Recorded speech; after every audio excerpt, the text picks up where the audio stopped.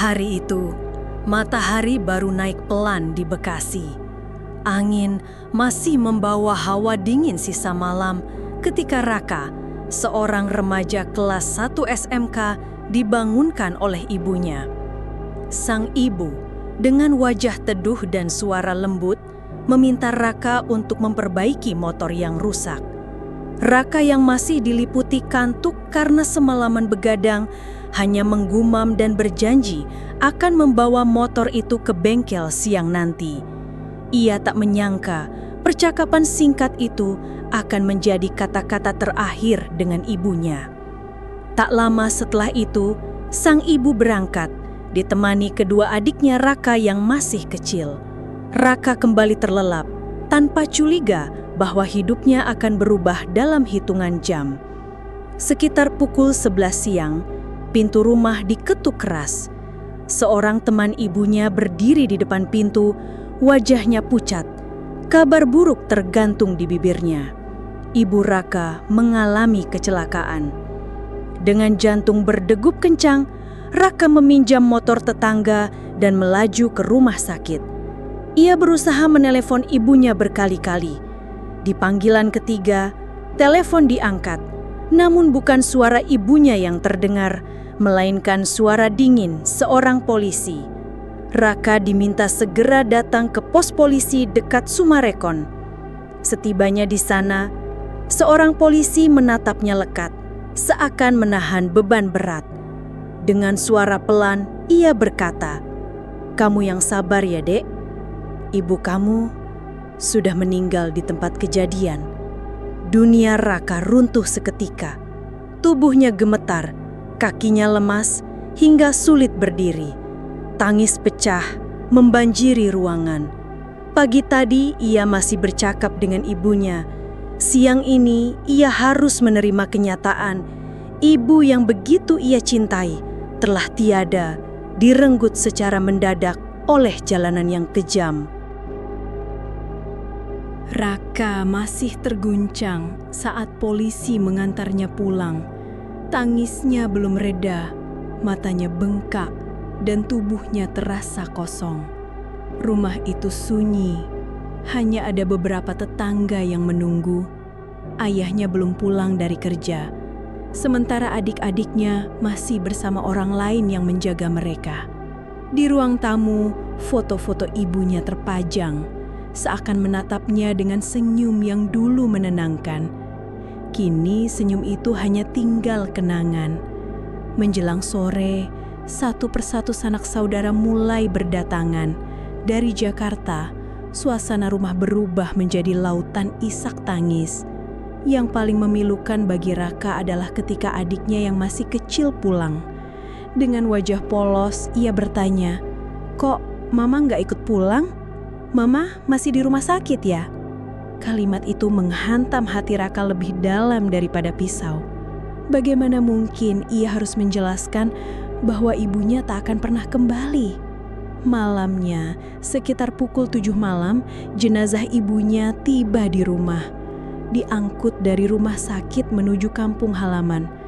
Tubuh yang dulu hangat, kini terbujur kaku dalam kafan putih. Saudara-saudara dan tetangga menyambut dengan tangisan pilu. Jenazah disemayamkan di ruang tengah hingga pagi, menunggu dimakamkan di tanah kelahiran. Jam menunjukkan pukul 11 malam. Suasana rumah sudah sedikit reda. Sebagian orang pulang setelah tahlilan, menyisakan hanya keluarga dekat dan beberapa kerabat yang tidur di ruang tamu. Raka mencoba memejamkan mata, tapi kepalanya dipenuhi bayangan wajah ibunya. Baru saja ia mulai terlelap, telinganya menangkap suara samar. Suara tangisan perempuan. Awalnya lirih, bagai suara dari jauh. Namun perlahan, tangisan itu semakin jelas. Suara yang ia kenal, suara ibunya. Raka tercekak. Suara itu terdengar tepat di luar jendela kamarnya. Hatinya yang belum rela kehilangan membuat pikirannya berputar. Apa mungkin ibu masih hidup? Apa mungkin semua ini hanya salah paham? Dengan tubuh gemetar, ia bangkit dari tempat tidur, melangkah pelan ke arah pintu. Suara tangisan itu begitu dekat, seperti berasal dari halaman samping rumah. Raka sudah hampir membuka pintu ketika kesadarannya kembali menghantam bahwa orang yang sudah meninggal tidak mungkin kembali. Yang terdengar hanyalah bayangan, mungkin jelmaan makhluk yang menyerupai ibunya. Raka menutup pintu rapat-rapat, menahan nafas sambil beristighfar. Tapi malam itu, tangisan itu terus bergaung, mengitari rumah, seolah-olah ruh ibunya belum benar-benar pergi. Hari kedua setelah pemakaman, suasana rumah masih diliputi duka. Tahlilan kembali digelar, doa-doa dipanjatkan, namun rasa kehilangan belum juga mereda. Malam itu, setelah para tetangga pulang, rumah kembali sepi. Raka berbaring di ruang tamu bersama beberapa saudaranya. Meski matanya terpejam, telinganya kembali menangkap suara yang membuat jantungnya berdegup kencang. Suara tangisan perempuan. Kali ini tangisan itu tidak hanya terdengar di samping rumah, melainkan berpindah-pindah. Kadang terdengar dari belakang, lalu bergeser ke depan, seakan-akan sosok tak kasat mata sedang mengelilingi rumah mereka. Suara itu terdengar begitu nyata hingga beberapa tetangga pun mendengarnya. Hari ketiga, kabar suara tangisan itu semakin menyebar. Seorang tetangga yang rumahnya tak jauh dari situ memberanikan diri mencari sumber suara. Malam itu ia keluar rumah, berjalan pelan ke arah halaman rumah keluarga Raka. Tangisan terdengar jelas dari dekat pohon pisang yang tumbuh di samping rumah. Dengan suara lantang, tetangga itu berkata, "Pohon pisang belum berbuah, jangan ditangisi." Anehnya, setelah kalimat itu diucapkan, suara tangisan mendadak mereda, seperti menjauh, lalu lenyap di telan malam. Namun hanya sesaat rasa lega itu bertahan. Malam keempat dan kelima, suara tangisan kembali muncul. Suaranya sama, lirih, menyayat, persis seperti suara ibu Raka. Bahkan adik-adiknya pun mulai takut tidur sendiri. Mereka sering menutup telinga dengan bantal, tapi tetap saja suara tangisan itu menembus dinding, menusuk ke hati. Keganjilan ini membuat keluarga Raka bertanya-tanya, mengapa arwah ibunya seolah tidak tenang? Kenapa suara tangisnya masih bergema di sekitar rumah? Jawaban itu datang dari seorang kerabat yang kemudian membisikkan kabar mengejutkan. Ternyata almarhumah masih memiliki hutang kepada seseorang di kampung. Awalnya keluarga Raka tak percaya. Sang ayah pun mengaku tak tahu menahu soal hutang itu. Tetapi orang yang disebut sebagai pemberi hutang berkasih keras meski tanpa bukti tertulis. Sementara suara tangisan yang terus-menerus terdengar semakin membuat warga resah. Malam keenam, suara tangisan berpindah. Kali ini tidak lagi terdengar di rumah Raka, melainkan di depan rumah kakak ibunya. Tangisannya panjang, memilukan, seolah menuntut sesuatu yang belum terselesaikan. Barulah setelah itu hutang tersebut akhirnya dilunasi oleh pihak keluarga besar. Ajaibnya, sejak saat itu suara tangisan yang menghantui rumah Raka perlahan menghilang. Namun rasa ngeri tak sepenuhnya pergi karena mereka sadar apapun yang menyerupai suara ibunya itu bukanlah ruh almarhumah, melainkan sesuatu yang lain, sesuatu yang bersembunyi di balik gelap malam. Hari-hari berlalu, dan meski tangisan gaib itu akhirnya mereda setelah hutang almarhumah dilunasi, rasa kehilangan tetap menghantui keluarga Raka. Waktu berjalan pelan, menetes seperti air dari genting bocor, membasahi batin yang belum juga kering dari luka. Sebulan setelah kepergian ibunya, Raka mencoba menenangkan diri dengan berkunjung ke toko kecil milik sang ibu. Toko itu kini dibiarkan tutup. Pintunya digembok, rak-rak berdebu, dan bau kayu lembab memenuhi udara. Raka duduk di depan toko, menatap kosong ke arah jalan. Angin sore mengibaskan dedaunan, membawa kenangan saat ibunya dulu sibuk melayani pembeli.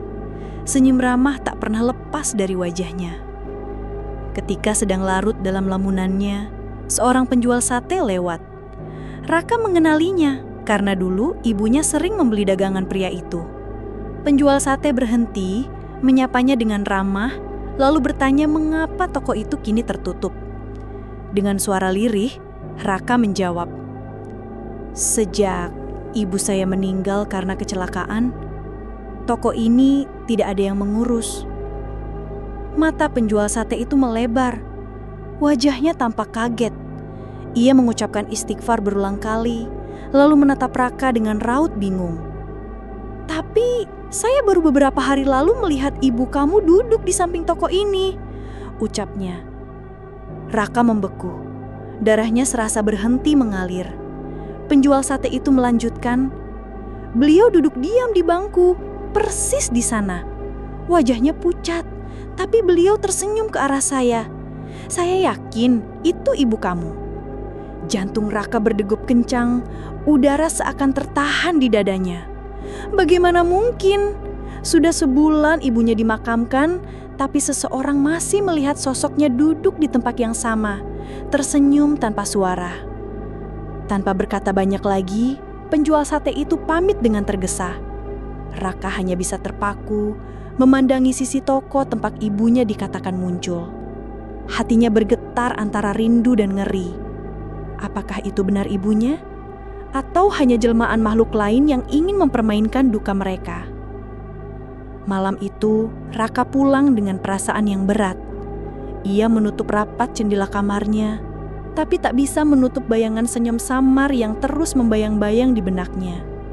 Senyum yang terlihat begitu nyata, namun datang dari dunia yang sudah berbeda. Waktu terus berjalan. 2 bulan sudah berlalu sejak kepergian ibunya. Raka mencoba menata kembali hidupnya. Masuk sekolah seperti biasa, meski hati masih sering dihantui rindu yang tak tertahankan. Di rumah, suasana sudah mulai tenang, seakan luka perlahan mengering. Sampai malam itu, malam minggu yang lengang, udara Bekasi cukup gerah. Ayah Raka sudah tertidur di kamarnya, sementara Raka memilih begadang di ruang depan, tenggelam dalam layar ponselnya. 2 adiknya tidur di kamar lain. Suasana begitu hening, hanya sesekali terdengar suara motor melintas di jalan. Sekitar tengah malam, tiba-tiba adik bungsunya terbangun dengan tangis keras. Raka segera masuk ke kamar adiknya, khawatir si kecil ketakutan atau sakit. Namun begitu sampai di depan pintu kamar, tangis itu mendadak berhenti. Raka membuka pintu perlahan, menemukan adiknya sudah kembali terbaring tenang, bahkan terlihat tersenyum dalam tidur. Keesokan paginya, adiknya menceritakan sesuatu yang membuat bulu kuduk Raka berdiri. Dengan polos, si kecil berkata, "Semalam Mama datang. Mama pakai baju putih, cantik banget. Mama ngelonin aku, terus aku gak nangis lagi." Raka terdiam. Kata-kata adiknya menggema di kepalanya. Bagaimana mungkin? Ibunya sudah tiada, tapi adiknya mengaku jelas melihat sosok itu, merasakan pelukan hangatnya, bahkan mencium bau tubuh yang familiar. Seketika Raka teringat kembali pada semua kejadian sebelumnya. Suara tangisan di malam-malam pertama, penjual sate yang melihat ibunya duduk tersenyum di depan toko, dan kini adiknya yang merasa dipeluk dengan penuh kasih. Semuanya menyinggung satu hal, bayangan ibunya belum benar-benar pergi. Namun, di balik rasa rindu yang membuncah, ada rasa ngeri yang menyusup. Raka sadar, orang yang sudah meninggal tidak mungkin kembali ke dunia. Sosok yang ditemui adiknya itu pasti bukan ibunya, melainkan sesuatu yang menyerupai. Malam itu Raka duduk di ruang tamu. Lampu dipadamkan, hanya cahaya redup dari luar yang menembus lewat jendela. Ia mendengarkan setiap detik berlalu dengan waspada. Bayangan dalam benaknya seakan membentuk sosok perempuan bergaun putih, berjalan perlahan menyusuri koridor rumah, lalu masuk ke kamar adiknya untuk memberikan pelukan terakhir. Apakah itu benar wujud ibunya yang belum rela pergi, atau kan makhluk gaib yang berusaha merasuk ke dalam kesedihan mereka?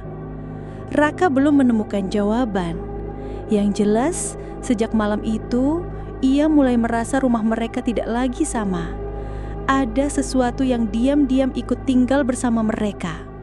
Sesuatu yang hanya menampakkan diri di saat kegelapan paling pekat. Hari ke-7 setelah kepergian ibunya, rumah keluarga Raka kembali ramai. Malam itu, doa tahlilan digelar, dipimpin oleh seorang ustadz, dihadiri tetangga dan kerabat dekat. Doa mengalir khusyuk, namun di balik bacaan ayat-ayat suci, ada perasaan aneh yang menyelusup, seolah ada yang turut hadir, tak terlihat namun meresapi setiap sudut rumah. Setelah acara selesai, para tetangga berpamitan. Rumah perlahan kembali sepi.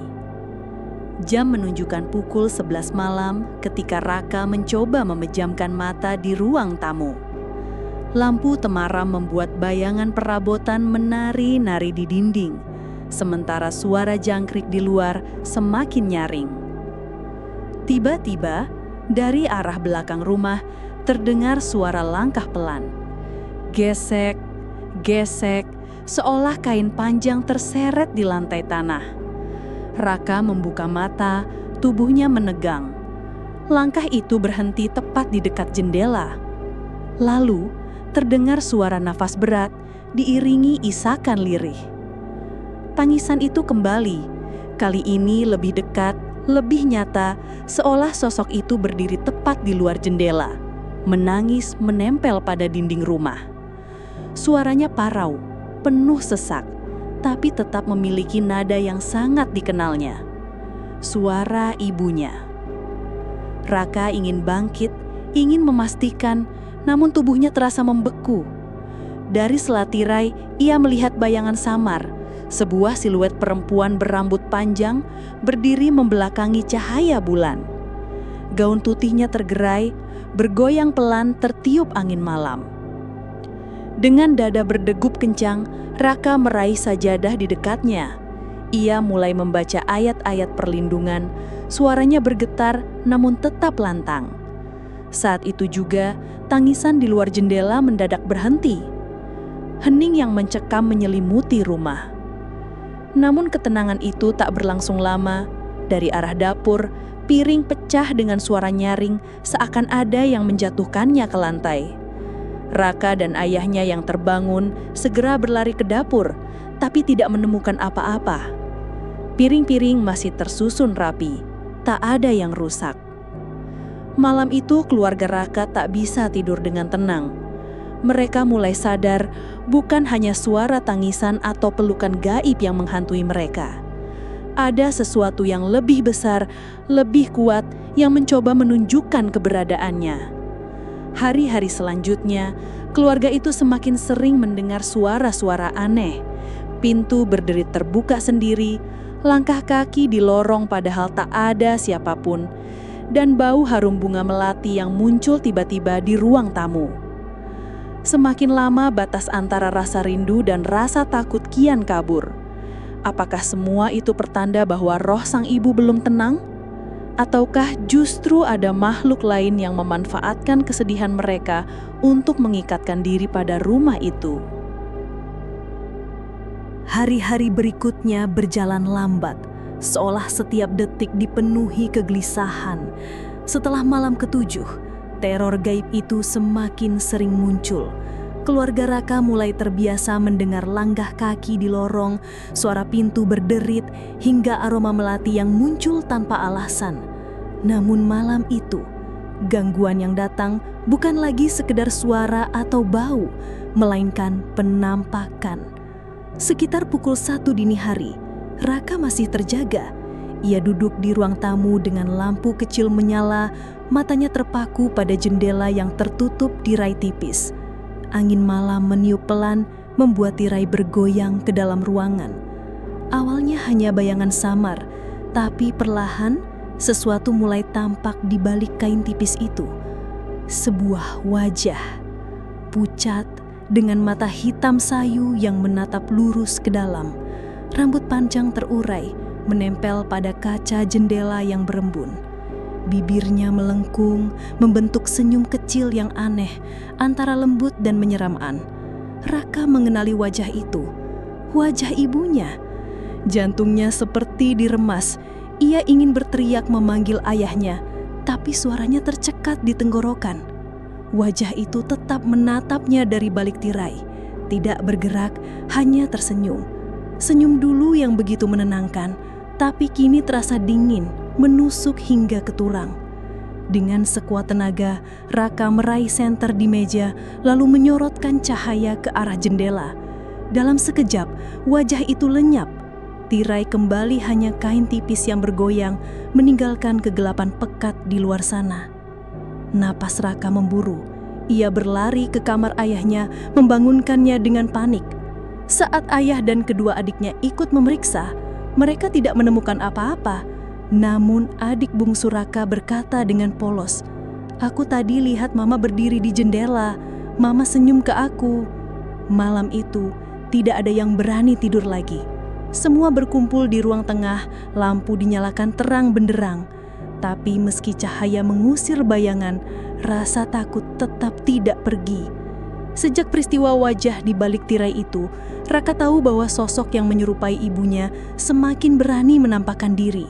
Tidak lagi hanya tangisan atau pelukan samar, melainkan wujud yang jelas, nyata, dan semakin sulit dibedakan dengan kenyataan. Dan yang paling menakutkan adalah senyum itu.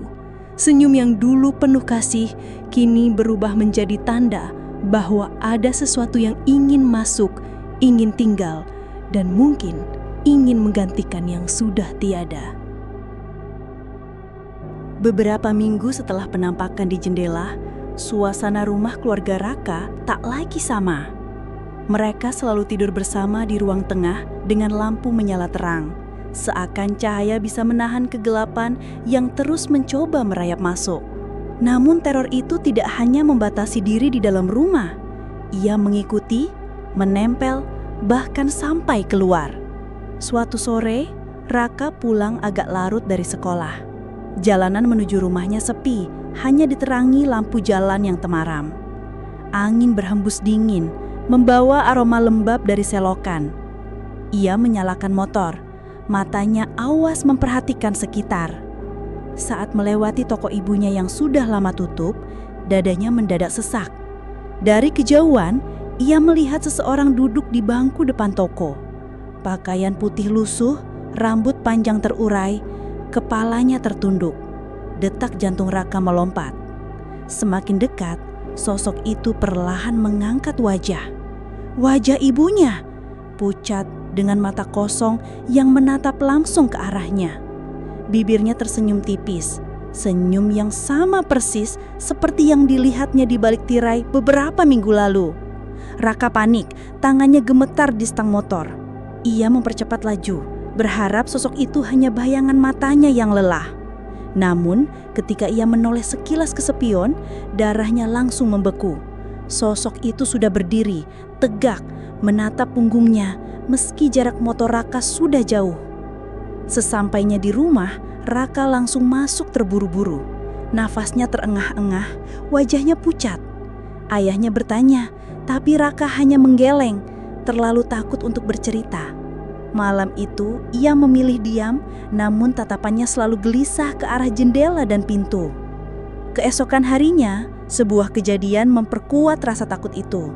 Tetangganya bercerita bahwa mereka melihat seorang perempuan berpakaian putih berjalan pelan di jalan dekat toko ibu Raka, tepat di waktu yang sama ketika Raka pulang semalam. Perempuan itu berjalan tanpa suara, lalu menghilang begitu saja ketika mendekati pohon pisang di samping rumah keluarga Raka. Raka akhirnya sadar, sosok itu bukan hanya menampakkan diri di dalam rumah. Ia kini mengikuti kemanapun keluarga itu pergi, seakan tak rela terputus. Sosok itu tidak lagi sekadar menangis atau tersenyum. Ia mulai menunjukkan diri, seakan ingin kembali menempati dunia yang bukan lagi miliknya. Malam itu, hujan turun deras.